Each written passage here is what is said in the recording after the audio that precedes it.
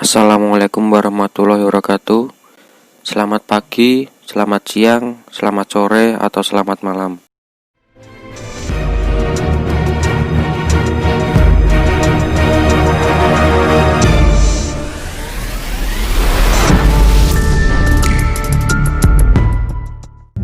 Kembali lagi di channel Batas Gunung. Batasnya para pendaki di gunung dan semua yang berkaitan dengan gunung. Kali ini Batas Gunung akan menceritakan teror di Gunung Ciremai yang part 2 yang dialami oleh dua pendaki yang bernama Adi dan Ayu. Cerita berlanjut ketika mereka mengikuti pendaki yang tiba-tiba hilang di kegelapan. Sebuah suara pelan terdengar, "Jalan lurus saja bang, jangan tengok kanan kiri." Adi dan Ayu terus merayap pelan. Teror nyata bercampur dengan halusinasi membuat mental Adi semakin melemah. Sedetik yang lalu Adi melihat tangan keluar dari tanah. Ternyata hanya akar. Dalam keadaan ini akhirnya Adi ambruk.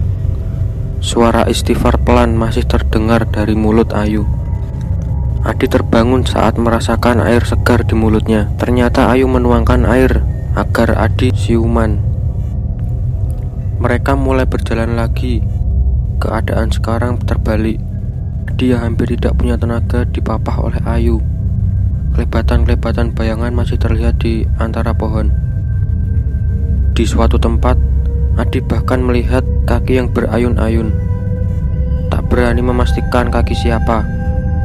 Adi memejamkan mata. Setelah melewati turunan yang agak tajam, Adi melihat di kiri jalur ada tenda. Adi lega bukan main. Akhirnya kami selamat. 3 orang tampak sedang mengelilingi api unggun. Orang melihat kami, dia melambaikan tangan. Adi dengan gembira berteriak kepada Ayu, "Yuk kita mampir dulu ke situ ngopi, istirahat, besok aja jalan lagi," sambil menunjuk ke arah tenda. Tiba-tiba Ayu menamparku dengan keras sambil berteriak-teriak histeris, "Di, sadar Di, istighfar, gak ada apa-apa di situ." 3 orang itu semuanya melambai-lambai memanggil, "Itu ada orang, yuk ayo ke sana." Gak enak udah dipanggil-panggil, "Ayo yuk." Ayu menampar Adi lebih keras sambil berteriak, "Di, istighfar, istighfar, gak ada apa-apa di situ." Kali ini ketika aku menengok ke kiri, 3 orang itu sudah berjarak 1 meter di dekat Adi. Sambil menyengir aneh, tiba-tiba kepala lepas dan jatuh ke tanah. Sambil cekikikan, kepala tadi menggelinding ke arahku. Adi histeris dan langsung lari. Beberapa lama Adi baru sadar. Adi meninggalkan Ayu di belakangnya. Kaki Adi lemas, jantung berderak kencang. Mau balik menyusul Ayu, Adi kelewatan takut. Tapi tak lama Adi melihat Ayu berjalan turun.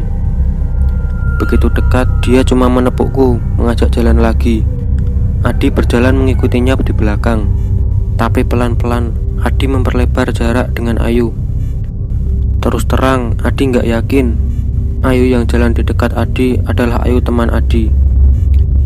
Segala doa Adi panjatkan. Ada rasa menyesal kenapa Adi tidak hafal ayat kursi. Adi berjalan dengan menatap ke tanah. Karena di sekitar Adi penampakan ada di mana-mana. Bahkan sambil mata terpaku ke tanah, Adi bisa melihat sebelah Adi ada kaki. Kaki yang Adi lewati ada yang kecil dan ada yang besar. Ada yang hitam dan ada yang memakai kain putih. Jantung Adi serasa mau copot ketika Ayu yang berjalan 3 meter di depan Adi tiba-tiba berlari dan langsung naik ke pohon sambil tertawa cekikikan. Adi langsung putar arah, lari ke atas lagi. Tidak jauh, Adi melihat Ayu yang bersandar di pohon sambil menangis. Insting Adi mengatakan, ini Ayu yang asli. Tapi begitu ku sentuh, dia berteriak-teriak histeris, "Pergi, pergi, pergi." Dia langsung jatuh lemas saat dia sadar Adi yang menyentuhnya. "Di, ini lu kan?" Mereka dengan badan gemetar dan doa-doa mulai berjalan lagi. Semua penampakan muncul. Ada yang bertengger di pohon, kepala yang menyembul di semak-semak, Bau-bau busuk dan wangi melati yang berganti-ganti. Adi dan Ayu tetap berusaha berjalan di tengah jalur. Mereka sangat takut jika terlalu ke kiri atau ke kanan ada tangan yang menarik mereka ke semak-semak. Belum lagi suara-suara, ada suara yang terdengar marah tapi dalam bahasa Sunda. Ada yang tertawa cekikikan, ada yang mengucapkan Assalamualaikum berulang-ulang. Adi sempat berlindung di balik pohon ketika melihat kuda lewat tanpa ada penunggangnya. Mereka akhirnya lepas dari hutan dengan susah payah. Tidak pernah terpikir untuk melihat jam berapa. Tetapi gangguan masih belum mau melepaskan mereka. 1-2 tangan atau kepala masih muncul dan hilang di sudut mata kami. Lalu suara burung terdengar dengan jelas. Entah Adi sudah kelewat terbiasa atau sudah pasrah. Adi 100% yakin ini pasti burung jadi-jadian. Lewat di atas mereka, burung hitam itu terbang dengan pelan. Ternyata bukan burung jadi-jadian, ini burung biasa. Mereka lega selega-leganya.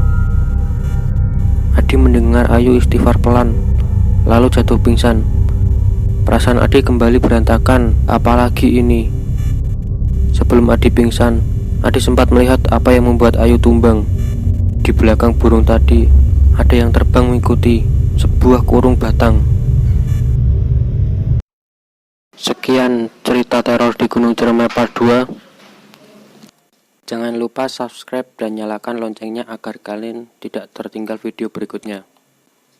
Untuk kalian yang punya cerita di gunung, bisa komen di kolom komentar di bawah.